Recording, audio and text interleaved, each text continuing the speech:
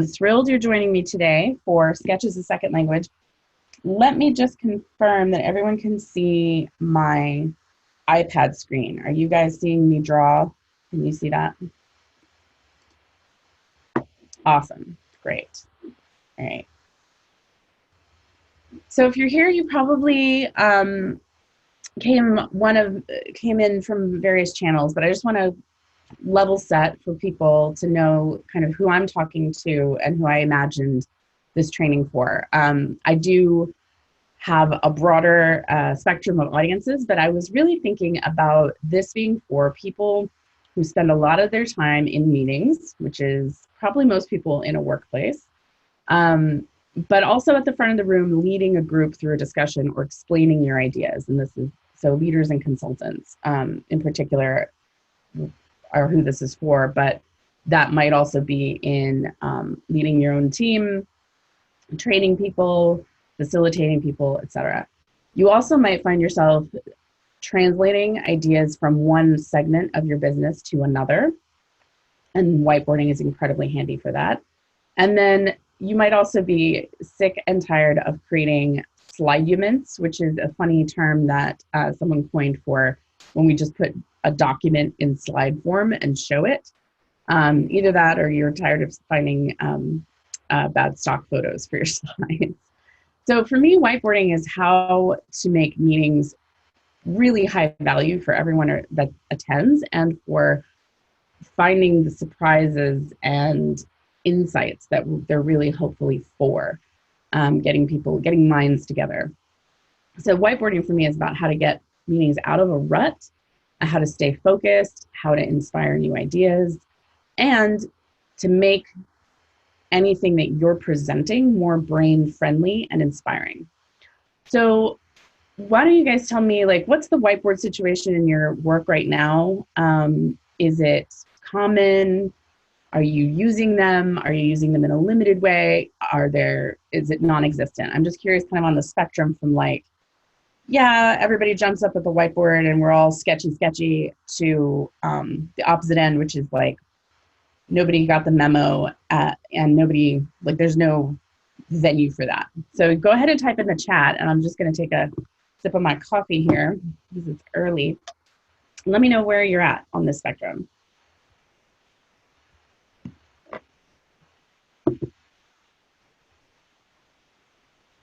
Oh, cool. Okay. Lindsay would like to know how sketching might be used to study novels. That's really interesting. Almost non-existent, aware of the potential. Yeah, there's a lot of potential, right? And I think all of those whiteboards went into conference rooms with this feeling of such potential. And we're going to talk about that.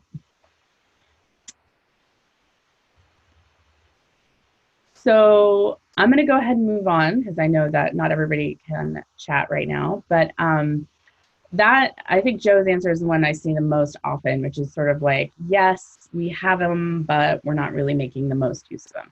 So what we're going to talk about today is kind of when we limit ourselves to this sort of typical styles of presenting, why that really limits our cognitive toolbox.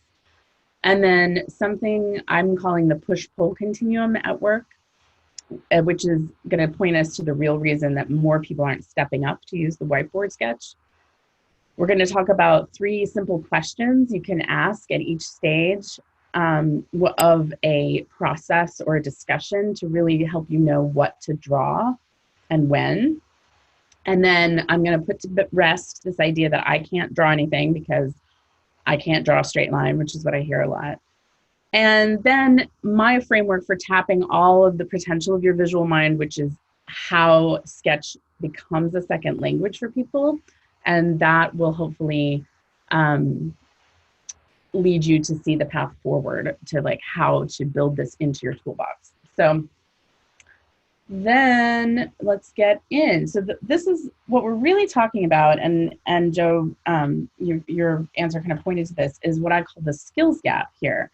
So in our work, if you're not in fine arts, we're over on this side of really no training. So there's a lot of potential, but it's not really focused. You know, just use the whiteboard, just get up and draw. sort of the just do it mentality, assuming that it needs no introduction. Like we just have a whiteboard, you just write on it. And then over here, there are people get a lot of really specialized training in the fine art field, but it's very narrow, it's very specific, and it's really to represent realistic images. And it's not really what we're looking at. But so like, what's in here? Like, why does it have to be either or? It seems like we're kind of black and white of when it comes to using sketching. That's changing, but I feel like it is most of the time what I end up talking to people about is how they can't draw. And if you look at these slides that I'm drawing, they're nowhere in the realm of realistic representation whatsoever. So I'm really hoping to break down that stereotype. But anyway, I'm really interested in filling that skills gap. And taking fine art back, not taking fine art, but taking drawing, sketching is really a tool for thinking. And it is actually really well used in science. There's the entire Khan Academy was built on whiteboarding for math. So it's really a tool that everyone can use to sketch novel plots. In fact, Lindsay, if you haven't already, you might want to Google Kurt Vonnegut story graphs. If you haven't seen those, they're fantastic. You probably have. Sketching is a tool for thinking. That's another trick, by the way. If you are talking and whiteboarding, words run along the same pathways in our brain. And so you can't do both at the same time very well. So this is me. Let me tell you about who I am just briefly. My name is Kelly Kingman. My pronouns are she and hers. I founded a graphic facilitation firm 6 years ago, and this is what my day at work would normally look like before I started teaching more workshops and had a baby about 1.5 years ago. I'm a new mom. I'm living in the Hudson Valley. I'm from Austin originally, and so I'm sort of half Texan, half New Yorker, but not really truly from either of those places. And I realized that I could do this about almost a decade ago, where synthesized visual notes is graphic recording. That's what I'm talking about. Because I just happened upon it, and I was like, this is how my brain works. I really love combining verbal and visual elements and seeing patterns and information and synthesizing them into simple visual explanations. So now my clients include Goldman Sachs, McKinsey & Company, IBM, GE, JetBlue, all these like big companies who come to me and my colleagues for this really specialized skill set. And I am hoping to pass it on and help everyone get the benefit from sketching in their meetings and presentations, so that you don't have to always hire a graphic facilitator, graphic recorder. So I'm curious, let's see, is this? Yeah. My question, or you might be thinking, I guess, if it's so great, why isn't it the norm already? And I wanted to just briefly take you through something I researched a little bit, just a touch, and found out, and I thought was really interesting and kind of shed some light on that. So this represents our development as visual communicators. So kids, like from the time they can grip a pencil or a pen or chalk, or even like with their fingers in the sand, they're making marks. And so we all have predictable stages of development. So scribble, random mark making, right? It's like just figuring out how to hold and use this tool. And my daughter right now is in the back and forth scribble stage. So then you have something that's called pre-schematic, and basically it's starting to come up with like shapes. Maybe there's some abstraction, but it doesn't have a schema, which is essentially, it seems, a fancy way of saying a language. Like there's no rules to it. You might have predictable marks or symbols for things, but there's not kind of like a schema to put them in, like a ground, up and down. And that's when you get like, figures and like maybe houses, and then eventually there's something called transitional, and then up above it is realism. But what happens here around 9 to 12 is actually, the term is crisis of realism. And what happens is that when we're like 9, you start to realize you can look at other works of art by whoever, either adults or, maybe there's art in your art class, there's like pictures, paintings, and other images, or even photographs, right? And you start to be like, how can I make my marks look more real? And with the right training and support, some people go on to do that, and they practice and they practice and they practice, and eventually maybe they can draw realistically, and then they go to art school and they reject it all for like abstract expressionism. But basically, that self-conscious stage of like, I can't make anything look right, quote unquote, happens really early on, and it happens for most of us. And we don't really ever recover. We don't really move on. But what I find really exciting about this is that we develop a visual language organically, and it comes from practice. So we just stop practicing around age 9, whereas you keep practicing things like these drawings, your alphabet, you can write your name. If you can write letters, you can draw anything. It's the same principle of like eye-hand coordination. So I wanted to put that as a baseline, because we're all kind of 9 years old when it comes to drawing things. And I find that really freeing, because it's like, we could just practice. So anyway, let's talk about the push-pull continuum. So when it comes to drawing in front of people, when it comes to standing up and sketching, okay, so maybe you're doing a little bit of like visual note-taking on your own, but then it comes time to share your ideas. And so now we're talking about presenter. We have a continuum here. So, and we have audience.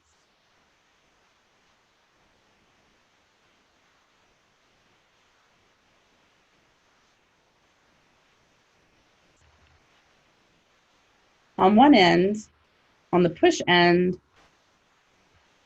the presenter has all the control, because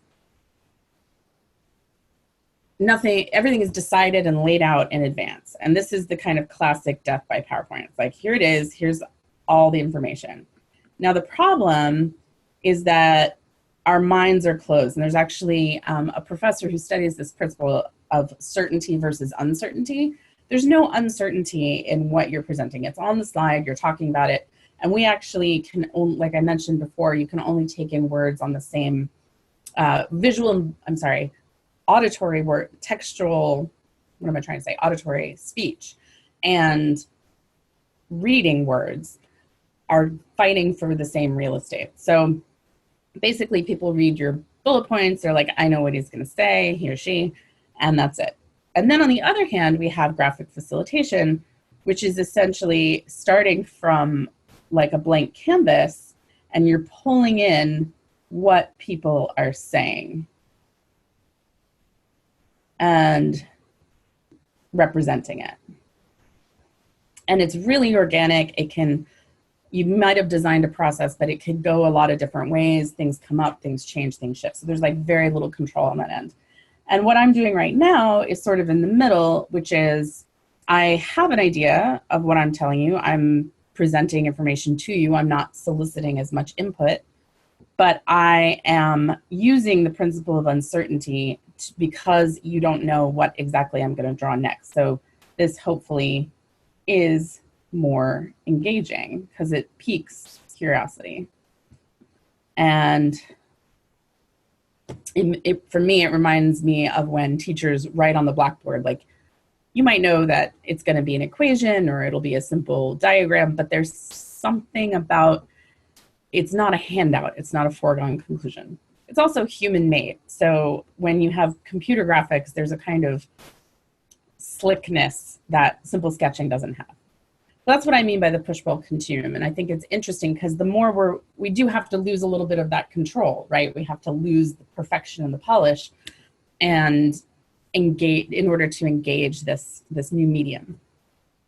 And I think a lot of times we might end up in the push side because it sort of is evidence of effort, like we've done a lot of work on this deck. And I feel like my hope is that the change will be like, have we synthesized this in an insightful enough way, this information that I would have put in a deck, and now I can explain it to you in a simple diagram or sketch. That to me is really powerful, and it tends to stick with people because they have a simple image to take away. Okay, so on this continuum, I know not everyone presents all the time or is in front of the room all the time, but where would you say you're on the spectrum here of sort of text-heavy PowerPoint on the one end, like a slide unit, and graphic facilitation, or using the whiteboard more facilitatively? Aware of the potential. Death by PowerPoint. Hi, Francis. Yeah, I mean, I have been in so many meetings in so many different companies, and it is just everywhere. Everywhere. I don't know. Middling. I do incorporate questions and interaction in my presentation. Fantastic. Yes. So the neat thing is this is not an either or, right? I mean, PowerPoint is probably not going to evaporate after my presentation here as much as I want it to. You can actually draw in PowerPoint, though. That's something to know. There's actually a tool for drawing on your slides. So even if you have a slide, you can use a stylus to mark it up to direct attention. You could actually sketch in people's feedback, answers to questions. Is there one in Keynote? You know, that is a really great question, and I don't know. I'll have to look it up. I'm guessing since they're so competitive with PowerPoint, there is. So what I've done here with this app is called Paper, and it's for the iPad.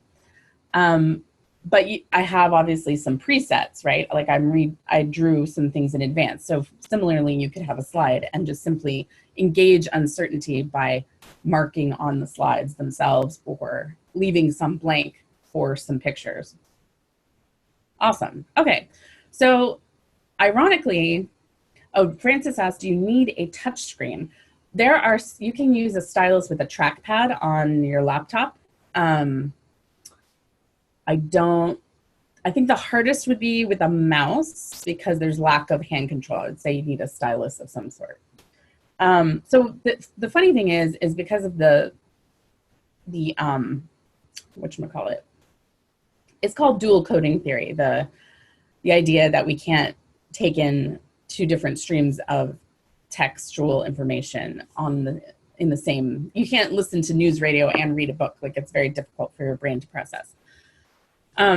We might actually be better off without any slides at all and just talking, because then people are really focused on just your words. So that, I think, gave rise to the whole Zen PowerPoint school, which is like, just have a photo and then be talking. But they're actually, and I'll reference a study later, it doesn't actually help your information at all. Okay, so why not just talk? We could just talk, but our brains are actually amazing visual processing machines, and you probably have a sense of this already. But if you look here, this is my little, it's a 4x4 grid. I realized that I drew it kind of light in a light gray, which might not read on everybody's screen. So I'm gonna go over, it's this box. So of this box, we have 4 quarters. I'm actually gonna make it 4x4. So imagine that this represents all of the neural processing real estate for your senses, for sensory input from the world into your brain. So of this real estate, which is taking in touch and smell, and so we have, what do we have? We have sight. That's a funny looking eye. It's not usually how I draw them. I usually draw them like that. There we go. An eye. And then taste. And I do hand, kind of stick figure hand for touch, and smell and sound, or hearing. So of your five senses, your vision actually takes up about 75%. So this is all vision, visual processing. You know, it makes sense. We, don't even think twice about walking down the street, and sadly, we don't think twice about walking down the street and looking at our phones because our peripheral vision is doing so much work. A better example might be, coloring. Coloring books are all the rage now, and you can color and listen to a podcast. You can do a lot of, even driving. I mean, just consider the amount of visual processing you're doing, taking in everything in motion. So we evolved to read our environment and survive based on motion, color, and spatial relationships. And that's why they translate really powerfully to retention and things like sketching and visual note-taking.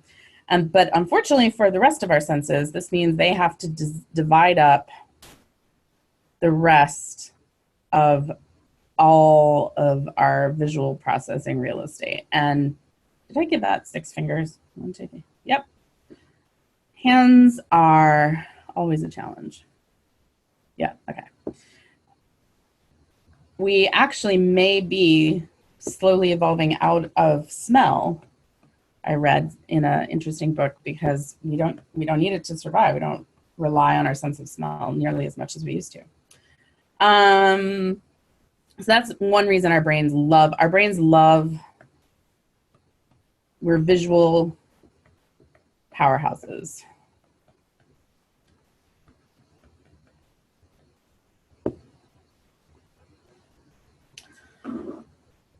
We also love finding patterns. And if you think about that, like, we evolved to understand, oh, the sun rises,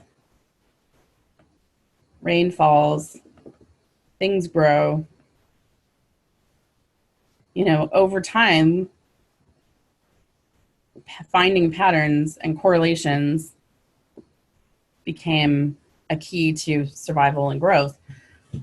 And I have a couple examples, actually. Not all of the patterns led us down a scientific road. This is actually, I recently came across this. It's actually from Burma around the early 19th century. And they created these icons for different ways that the sun appeared, and then they ascribed meanings to each of them. I just love that immediately when you look at something in a grid like this, your brain goes to finding what's similar, what's different. And creating comparisons is one of the easiest ways to structure meaning.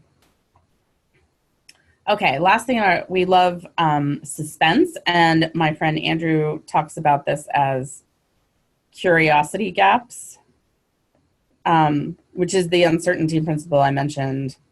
We love storytelling. We learn through stories.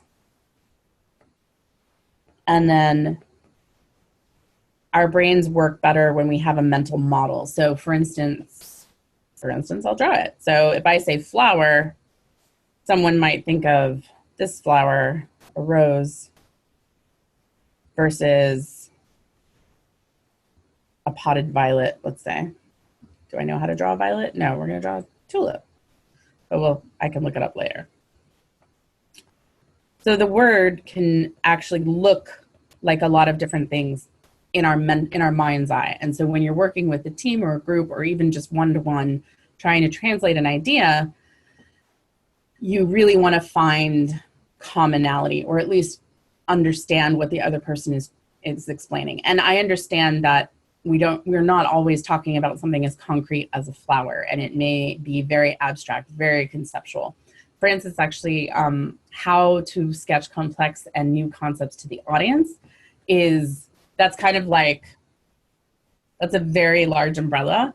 The very simple answer is in the framework that I'm going to share with you. It's in the 3-step process and the 3 questions you ask. It's also about simplifying it or breaking it down into parts and finding the relationship. So we're going to talk about that in a minute. Okay, so speaking of which, let's get right to it. Here's the, now I'm gonna skip that. So here's the framework, since Francis was curious already. From my standpoint, from my work as a graphic facilitator and in working with groups and teaching them this, I find that there are 3 key elements, and I'm gonna explain them now. So represent is the first piece of the puzzle, and selling. Represent. And so the question to ask about any idea or situation or problem or concept, excuse me, is who and what are part of this.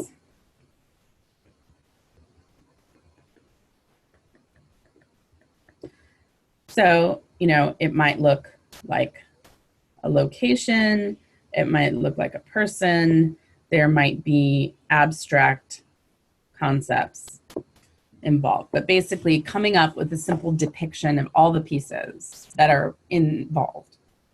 That's represent. The next step is to relate them.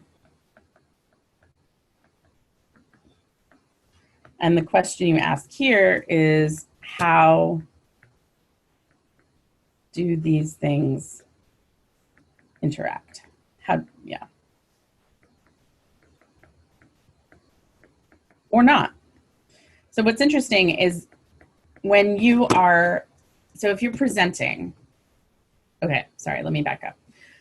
This is a process that I'm walking through. You can do yourself or you can do in the group. So if you have all the answers and you're going to present the final solution to someone, then this is a process you would do on your own.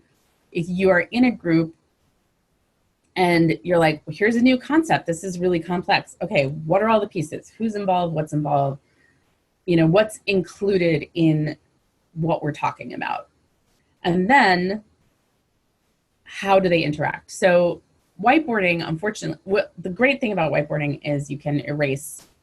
The unfortunate thing is it's hard to move pieces around. So this is where sticky notes and other kinds of, well, mostly sticky notes, get involved. But having a picture on a sticky note reads a lot quicker to our brain. So you can actually start to cluster and map and find the relationships. You can draw lines between them, arrows. There's all sorts of ways to describe those relationships, create a border around them, but you're basically creating a system map. How does this system work? What comes in, what goes out, who's involved? And then the last part is reveal. And reveal is about making meaning of this. So like what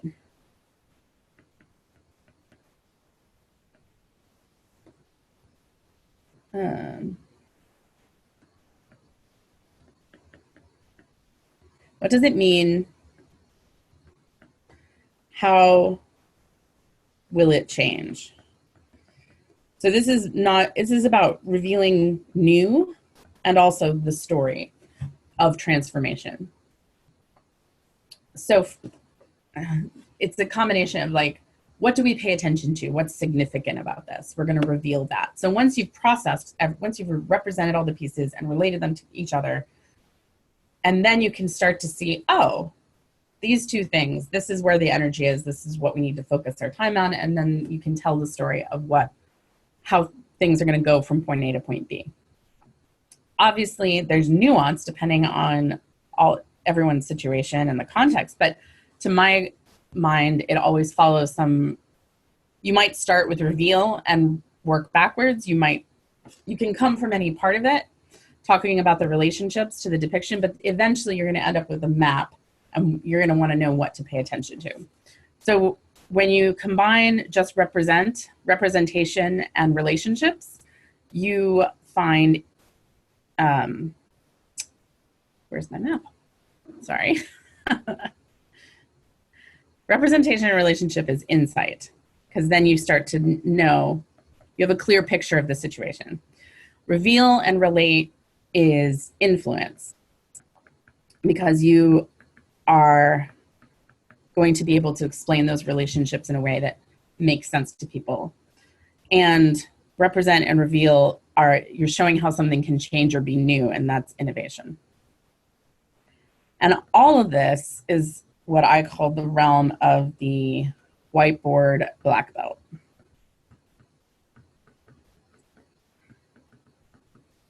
Cool. And so, of course, I need to practice what I preach and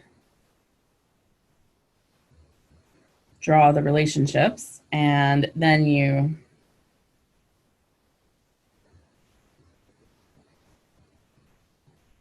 draw the experience, the journey, something like that. Oops. All right, so moving on here. Oh, I'm sorry, I forgot a very essential piece of this, which is the steps of represent are first to step up and take the marker and confront the white space. And you need to boil down. So that's simplifying something into really, really basic visual language. And then something I call sketch foo, which is basically, like I talked about, you've had a lot of practice with writing your letters. It's simple drills. It's drilling and practicing, so this becomes second nature, it becomes muscle memory. And then under relate, we have 3 steps, which are investigate links,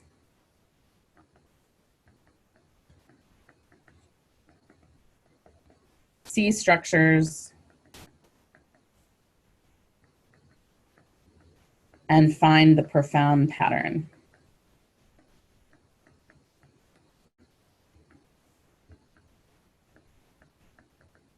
And essentially, links are what we talked about, like how these things interact. The structures are about, seeing structures is about taking multiple views of information. So to use a concrete example, there is of a building. You can have a floor plan, you can have an elevation view, you can have a street view.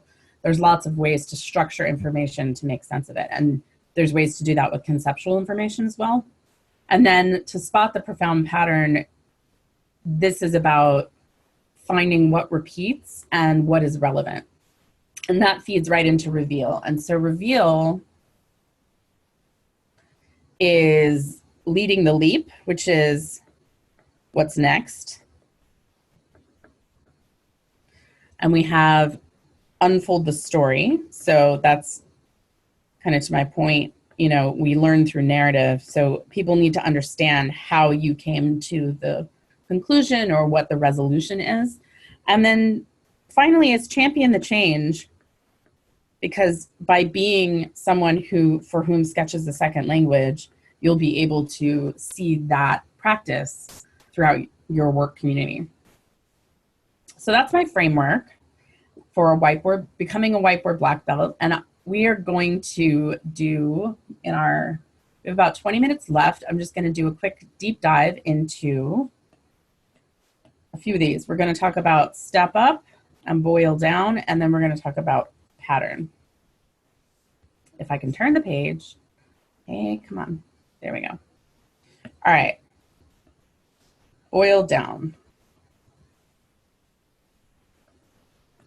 So boiling down is, I use this because basically when you distill the essence of something, it's very potent, it's very quick.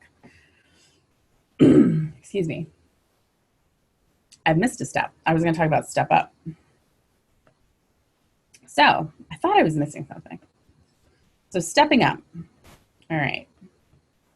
Stepping up is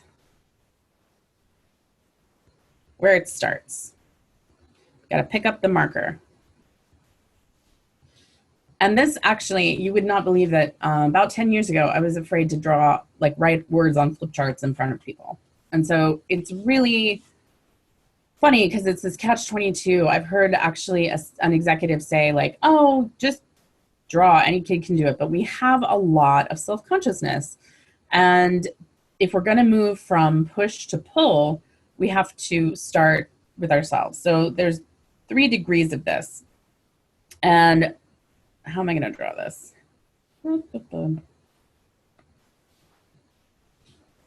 So the first degree of stepping up is your personal thinking. So personal sketching. diagramming your ideas, starting to incorporate certain icons in your notes, just taking a step towards visual communication. And then low stakes co-creation. So basically, let me use black so be consistent. In a trusted place or with someone you know, like basically sharing the process so that you can experience co-creation in a kind of smaller controlled setting. And then on the third level, it's like just jumping up in a meeting.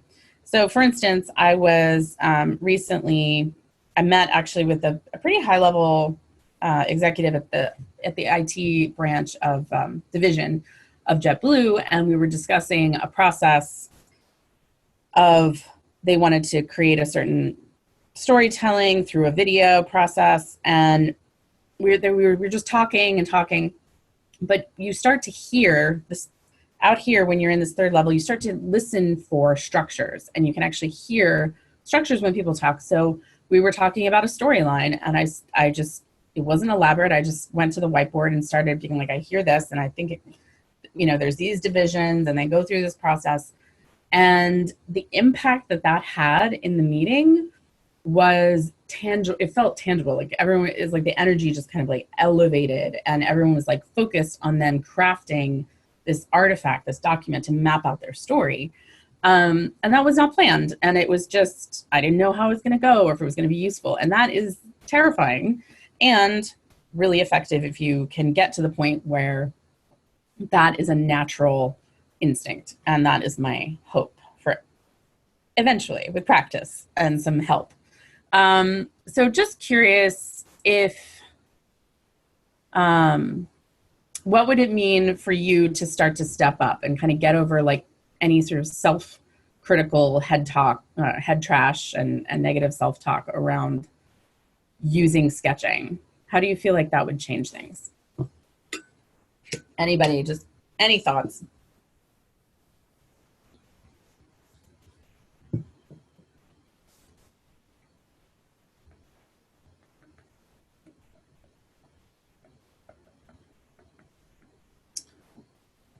Joe says, I've started to do it on a personal level, but struggle with basic shapes. Okay, so it's a sort of a practice. My person is a revelation. Thanks. Clearly and solidly share concepts and ideas. Yeah, so I find this is interesting because I feel like we often expect to sort of jump to level 3. So if we do like 1, 2, 3, but it's really like really useful to have like a sandbox, like just some place to play with ideas and try it, because we don't know. It's like learning a new language. We don't know if the way that I phrase something is coming across quite right. And so it's nice to have someone to practice your language skills with, a buddy, a group, a course. I might have a couple of those things. But I find, you know, when I actually have a writing background, and writing groups are enormously critical for building that skill, because you don't just go straight to the publisher, you know, you practice, you do some drafts. And so specifically with basic shapes, it's going to be about practice. It's also important to get practice standing. It's a very different body mechanic than doing it personally. So I'm going to actually draw this in here. Also doing some standing practice. And you can do that personally or with a small group of like whatever feels easiest. But it's, I have this workshop at MIT Sloan in the fall, and I have all these first year MBAs, and they go direct to like drawing on the walls in front of people. And it like, there's always this, they do it because they're good students and they're in the course, but it's like, you can tell there's just this like, we have to get up and do it. And it'd be a lot easier if they had some prior experience. So you have to create that or find that. So interestingly, so now we're going to talk about boiling down, which is this is the fun how to draw part. So these images here are actually Galileo's notes on the moons of Jupiter. He observed the planet night after night and created this like visual notation. And basically with a pretty rudimentary, by today's standards, his telescope was pretty basic. He simply tracked his observations. And so I love this example because it is simplicity itself. It's basically through simple notation, visually, he's revealing to people with more trained eye, but if you look at it, there's actually emotion in the moons, which I love this. It's just like anyone can make these marks. This is another great example of simplicity itself, which is the first sketch of Twitter, which I love that it's on like, it looks like it's on a legal pad or something. And Jack Dorsey, who is a big proponent of drawing, that's all he did. He just like made a box. And I circled his little flourish because I love the little curly cue that he added. It feels like a very high school sketch, and it's basically the invention of Twitter, which is just fascinating to me. Okay, and so the other thing is, once you boil something down, other people can either draw it in their own notes or redraw it for other people. So it has this kind of meme quality. This is another Jack Dorsey sketch. He invented Square, the little payment reader as well, and he actually sketched out the flow. And this is a quote from him: "Start drawing your ideas, start getting it out of your head and seeing it from a completely different perspective, and more importantly, sharing it with others." So let's talk about how to boil it down. Where did I go? Back to boil it down. Right, to the essence. So this is actually number 2. I'll just take that out. So the way this works is minimum viable marks is my favorite phrase that I've coined for this. But before that, you don't even have to draw anything, right? You can do an amazing amount with just circles, shapes, and arrows. There's a lot, but you have to annotate all of that, right? You have to explain what everything means. You have to label and make it more clear through verbal explanation. So that's fine. It works great with a lot of abstract concepts. But another way is to think of the minimum viable marks of something. So if I asked you to draw a cat, that might seem daunting, but if you think about what makes a cat, it boils down to, what color do I want to use here? Let's use brown. Ears and whiskers, right? I mean, I usually add a little nose for fun, but it's an icon or pictogram of cat. Now, if your work deals with cat behavior or cat products and you need a lot of different ways to draw a cat, that's something that you're going to need to research. But for most of us, there's a lot to be done with very simple drawings. The problem really is rectangles, because there's so many rectangles in our modern life that it gets a little tricky to distinguish them. But that's where you can always still label again. I mean, there's no rule that you have to use just pictures, right? Okay, and then here's the master trick, I kid you not, is to Google search. You Google whatever it is, the thing, plus icon.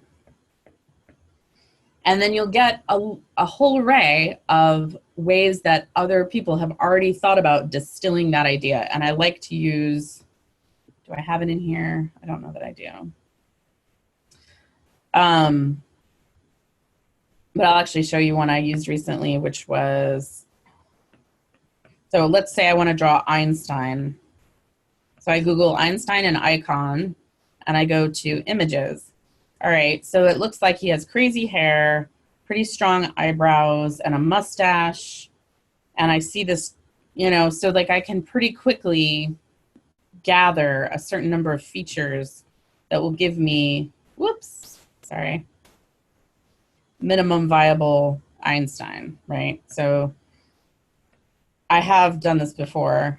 So I know that I like the square jaw, and there's crazy hair and bushy eyebrows and a mustache.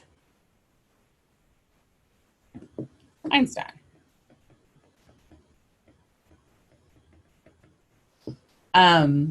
Very rarely do we have to draw Einstein, right? Or anything that's specific. But my point is simply don't let that stop you. It's just, what are the fewest marks you can make to communicate something?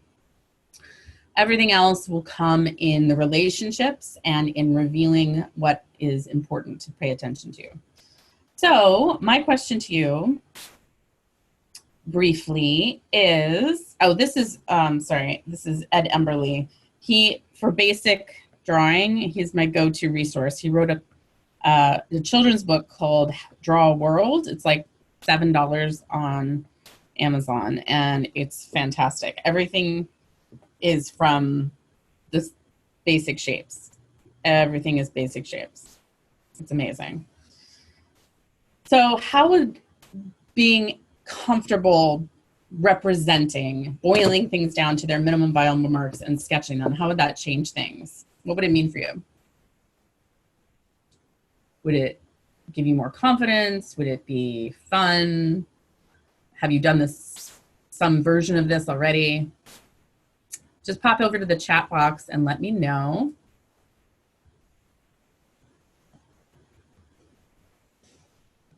Let go of perfectionism. Yes.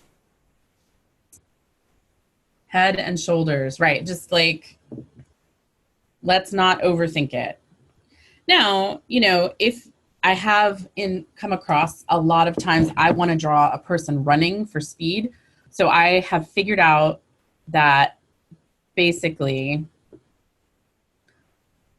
running looks like this. And it took me a while to get the angles and like to not have to think like, how do the arms go? And like, once you've practiced it like 30, 50 times really fast, then you're just like, yep, I've got running arms and running legs. And then you got little speed lines, right?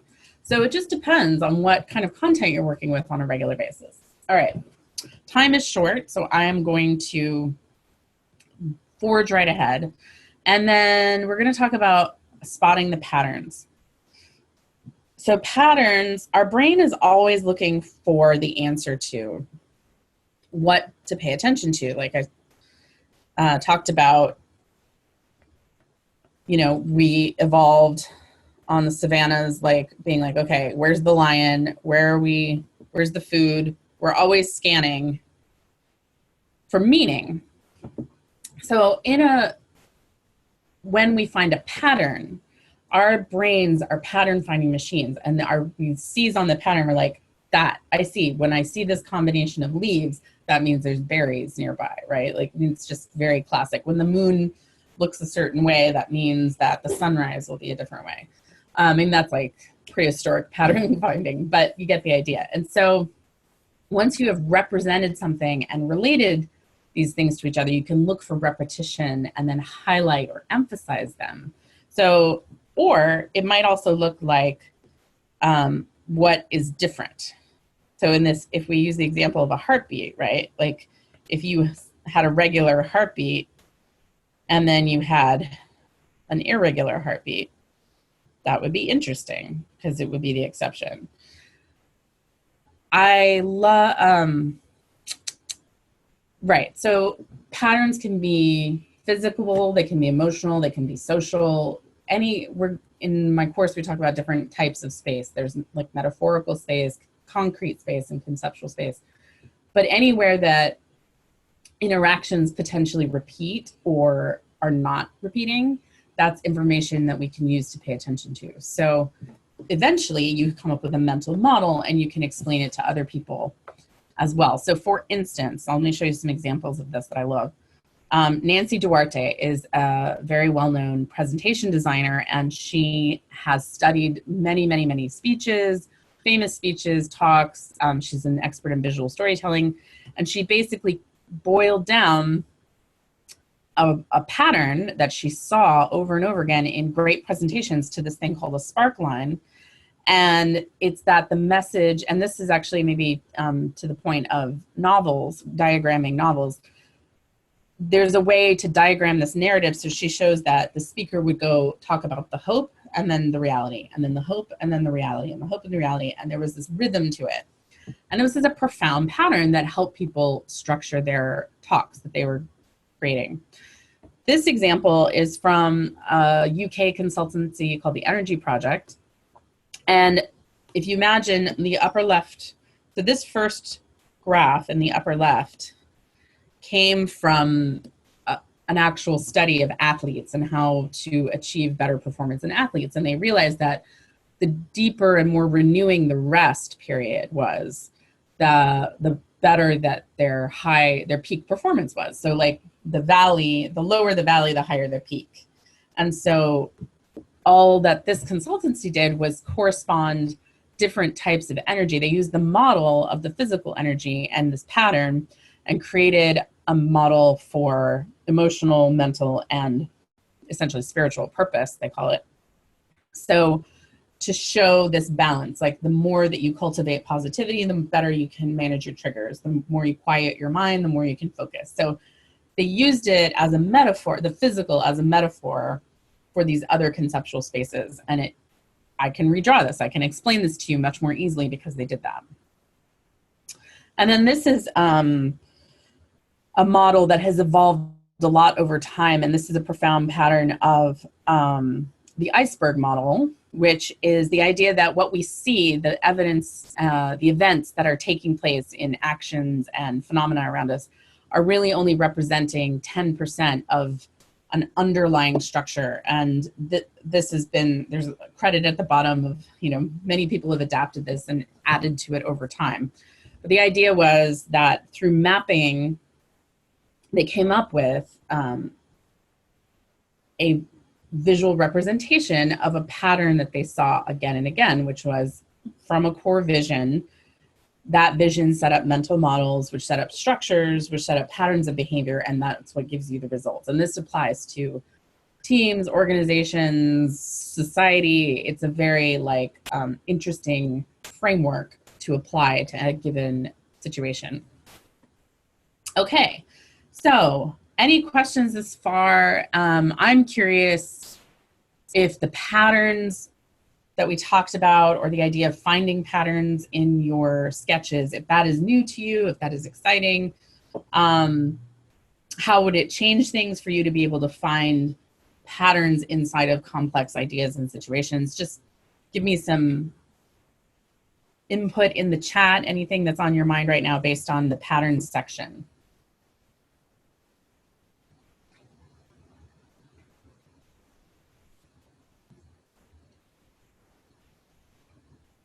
Thank you, Francis.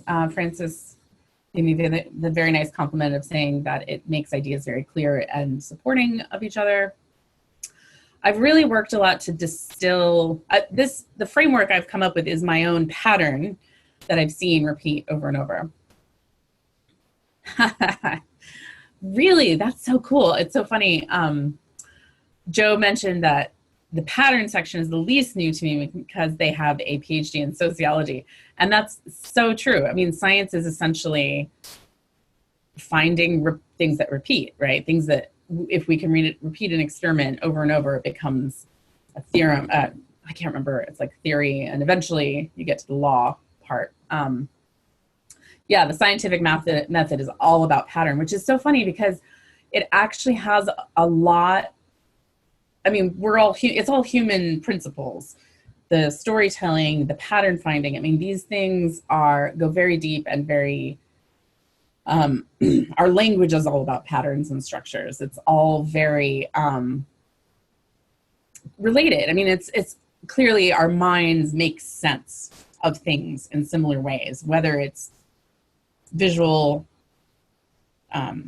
aesthetic, language, or scientific method, or the way that we structure information. Like, we want to understand things in a way that makes sense, and we can use patterns, tried and true patterns like narrative arcs and visual structures, to explore how to communicate better about what we're talking about.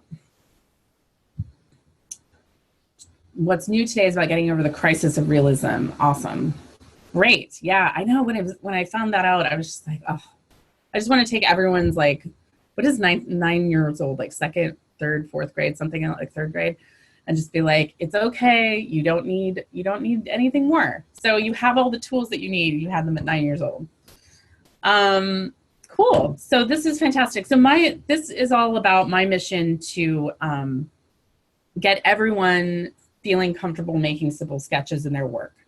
I feel like the sciences have figured it out to some extent, but computers are amazing tools, but they have really eroded our ability to take our own notes, to synthesize things in a way that makes sense to us, with a lot of visual context and highlighting and shapes and hierarchy that make it a very useful artifact, as it were. That's in the note taking. And then they've made us really self-conscious about getting up and just sketching out a diagram of an idea. By and large, I'd say like 80% of people have trouble with that. So I love work, and I love talking about interesting business ideas, and I want every organization to become a more sketch-friendly organization. So you can go forth and take what you've learned today and the assorted resources that are out there and go forth and do it.